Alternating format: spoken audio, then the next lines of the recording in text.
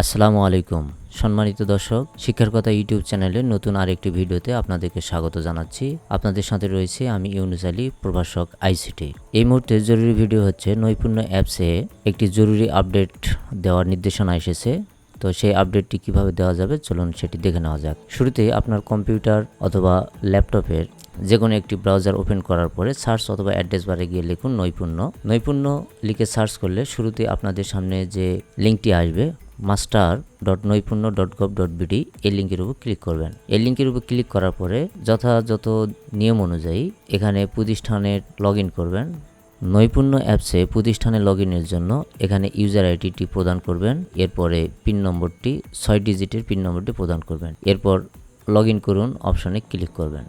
Log in করে প্রতিষ্ঠানের ড্যাশবোর্ডে প্রবেশ করলে আমরা এরকম একটি লাল বর্ডারের মধ্যে একটি জরুরি আপডেট সংক্রান্ত নোটিশ দেখতে পাই। এই নোটিশে বলা হচ্ছে শিক্ষার্থীদের যথাযথ ও সহজে মূল্যায়নের জন্য প্রত্যেক শিক্ষার্থীর লিঙ্গ ও ধর্ম সংশ্লিষ্ট তথ্য আগামী 13 জুন 2024 তারিখের মধ্যে অবশ্যই হালনাগাদ করতে হবে। এই তথ্য হালনাগাদকরণের জন্য এখানে বেশ কয়েকটি নির্দেশনা প্রদান করা হয়েছে।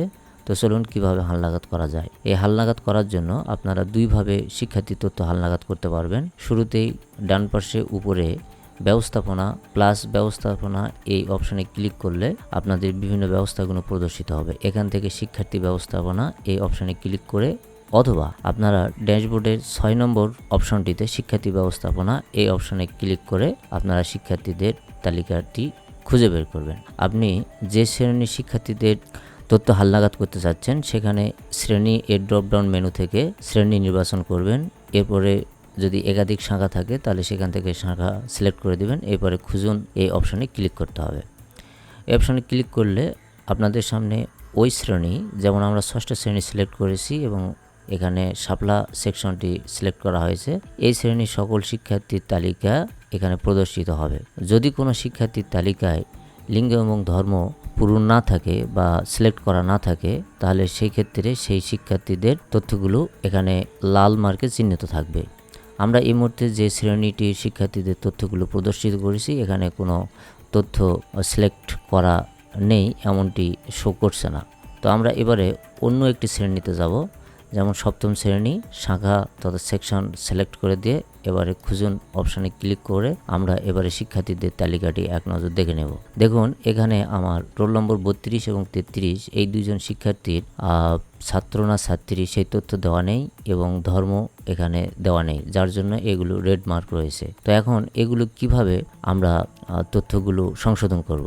এই তথ্যগুলো সংশোধন করার জন্য ডান পাশে 3টি অপশন রয়েছে, একটি কলম আইকন, একটি ডিলেট আইকন, একটি সক্রিয় এবং নিষ্ক্রিয় এই বিষয়টি রয়েছে। তো আমরা এখান থেকে পেন আইকন অর্থাৎ এডিট অপশনটির উপরে ক্লিক করব।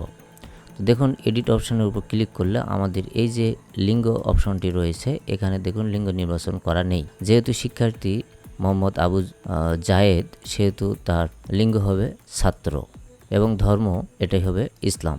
এবারে সিলেক্ট করে দেওয়ার পরে আমরা তথ্য হালনাগাদ এই অপশানে ক্লিক করব। এভাবে শিক্ষার্থীর তথ্য সফলভাবে আপডেট করা হয়েছে, একটি বার্তা প্রদর্শিত হবে। এবার আমরা নিচের দিকে আবার চলে যাব, দেখব যে এখানে অনেক শিক্ষার্থীকে একসাথে দেখাবে। তো আমরা এখান থেকে একটু আলাদা করে নেব, যেমন 8ম শ্রেণীতে এবারে যাব। 8ম শ্রেণীতে এখানে সেকশনের নাম হাসনা হেনা। এবার আমরা একাধিক সেকশন থাকলে সেটি সিলেক্ট করে দিয়ে শিক্ষার্থী খুঁজতে গেলে আমরা দেখতে পাবো যে সকল শিক্ষার্থীর এরকম তথ্য এখনও সংযোজন করা হয়নি সেগুলো এরকম লাল মার্কিং থাকবে। এখন আমরা এখান থেকে কি করব, এই কলম তথা এডিট অপশনে ক্লিক করে শিক্ষার্থীদের সেই লিঙ্গ সংক্রান্ত তথ্যটি এখানে দিয়ে দেব। যেহেতু এটা রয়েছে মোসাম্মদ তানজিলা আক্তার, তাই এটি হচ্ছে ছাত্রী এবং এর ধর্ম হচ্ছে ইসলাম। এটি সিলেক্ট করে দেওয়ার পরে আমরা তথ্য হালনাগাদ অপশনে ক্লিক করব। তাহলে তথ্যটি হালনাগাদ হবে এবং এরকম একটি বার্তা প্রদর্শিত হবে, শিক্ষার্থীর তথ্য সফলভাবে আপডেট করা হয়েছে।